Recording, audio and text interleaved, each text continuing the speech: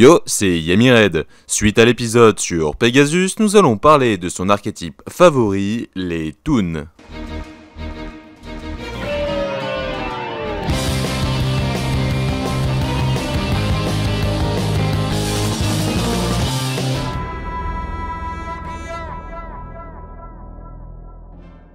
Ils représentent des versions cartoonesques de monstres existant déjà, Toon étant un type de carte au même rang que Union ou Gémeaux, sauf exception, tous les monstres Toon sont des Toons. Moi je propose qu'à chaque fois que tu dises le mot Toon, les viewers se mettent à boire un shooter. Bah sur vous qui restent en étage jusqu'à la fin, je suis pas super convaincu par l'idée. Donc les Toons ne peuvent pas attaquer le tour où ils sont invoqués, mais le tour suivant, ils peuvent attaquer directement l'adversaire s'ils ne possèdent pas de Toon et que le monde des Toons est sur le terrain. D'ailleurs, sans ce dernier, les premiers Toons ne pouvaient pas être invoqués, leur invocation était considérée comme spéciale et ils devaient payer 500 life points à chaque attaque. Et la destruction du monde des Toons entraîne leur destruction. Et oui. Ils sortiront pour la première fois en 2002 dans Maître des Magies. L'un d'eux sera distribué lors du Pharaon Tour de 2006, suivi de quelques sorties dans Jeunesse Ténébreuse 2. Mais c'est en 2015, dans Dragon de Légende 2, qu'ils connaîtront un véritable support, suivi par le choc des rébellions, Dimension du chaos, les destructeurs de l'ombre, les victoires scintillantes et l'illusion des ténèbres. Je commencerai cette présentation par 3 toons qui ne le sont pas vraiment, car ce sont avant tout de simples monstres normaux. Il y a Dark Rabbit, inspiré par Funny Rabbit, un cartoon très apprécié de Pegasus, mais j'en parle dans son épisode. Lui-même est inspiré de Roger Rabbit, qui est une parodie de Bugs Bunny, et lui-même s'inspire du lièvre dans Le Lièvre et la Tortue de 1935. Mais rassure-moi, c'est fini là. On pourrait toujours parler des fables de La Fontaine, mais on risquerait d'être carrément hors sujet. Sinon, il y a le dragon perroquet pour lequel je n'ai pas grand chose à dire, suivi de Alligator Toon qui, au vu de son physique et de ses haches, semble s'inspirer de Kaiser insolent, surtout que les deux se sont affrontés. Pour les autres, ce sera bien plus évident, ils représentent d'ailleurs quasi le même effet que les monstres dont ils s'inspirent, Siren Toon pour Archer Pourpre, Rioran pour Manga Rioran, qui est quand même considéré comme un monstre Toon à cause de sa version originale. Puis les suivants ont presque le même nom avec le mot Toon rajouté.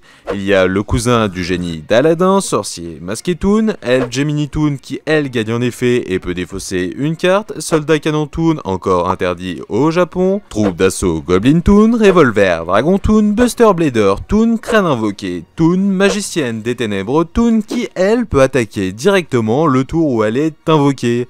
Car elle était à l'époque le monstre ayant l'effet le plus long et Konami a certainement voulu le réduire un peu. Arrive ensuite son maître, le magicien sombre Toon, et un effet s'inspirant d'âme éternelle car il peut invoquer spécialement un Toon ou bien aller chercher une magie piège de l'archétype.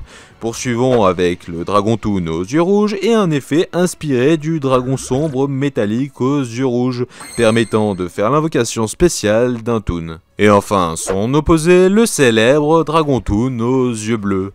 Mais les RGX est également un peu représenté au travers de Cyber Dragon Toon et Golem rouage ancien Toon. Concernant les magies, il y a le fameux monde des Toons, une continue qui s'active en payant 1000 life points et ne fait rien. Et il n'existe que 2 cartes comme ça, la seconde étant épée de bambou, elles ne deviennent utiles que grâce à d'autres cartes. Mais c'était ma réplique ça. Oups. Reprenons. Monde des Toons est un livre et d'autres magies sont les pages de ce dernier. Table des matières représente le sommaire et non l'index de fin comme indiqué dans l'image. Elle permet d'aller chercher n'importe quelle carte Toon, y compris elle-même. Ensuite nous avons le Royaume Toon, un terrain qui remplace Monde des Toons et permet de protéger ces monstres à la manière du manga. Continuons avec Ombre Toon qui inflige des dégâts et enfin une page un peu moins sombre, Château Lumineux, un équipement qui n'a pas grand chose à voir avec l'archétype. N'oublions pas le piège Défense Toon qui n'est pas une page mais permet de défendre les monstres Toon à la manière d'une barrière astrale en les enfermant dans le bouquin. Puis ces autres cartes n'ont pas grand chose à voir visuellement avec ce dernier.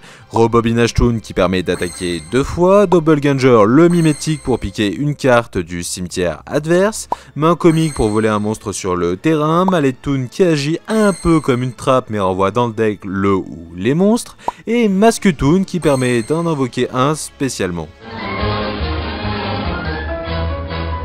Concernant sa jouabilité, je vais laisser un ami vous en parler. Quoi, moi? Mais t'es sûr? Ah non, je ne parlais pas de toi. Hey yo les jellies, c'est Monster Reborn. Eh mais c'est pas toi qui s'est fait ce super tatouage avec des toons?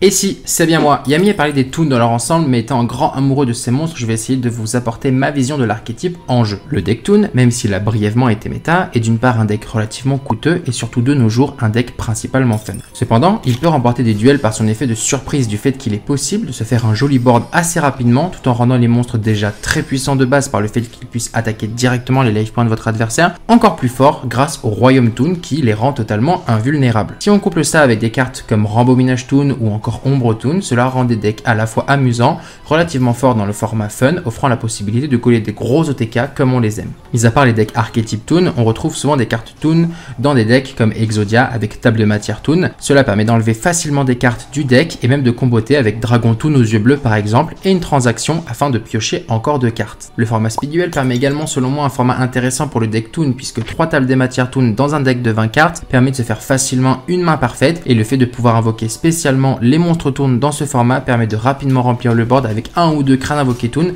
et ça c'est quand même plutôt cool. Allez, j'ai assez parlé dans une vidéo qui n'est pas la mienne, je te rends la parole.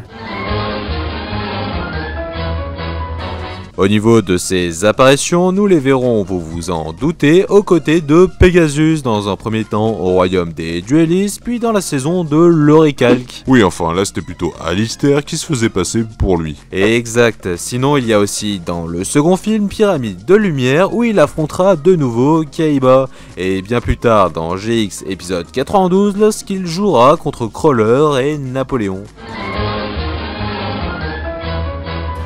Et voilà, cet épisode est désormais terminé, j'espère qu'il vous aura plu, n'hésitez pas à me le faire savoir en commentaire, je voulais aussi remercier Monster Reborn pour sa participation, d'ailleurs je vous conseille de faire un petit tour sur sa chaîne qui est diverse et variée autour de Yu-Gi-Oh, mais aussi de regarder sa vidéo sur son fameux deck toon, et si l'histoire de Pegasus vous intéresse, je vous laisse avec cette vidéo. Allez, ciao!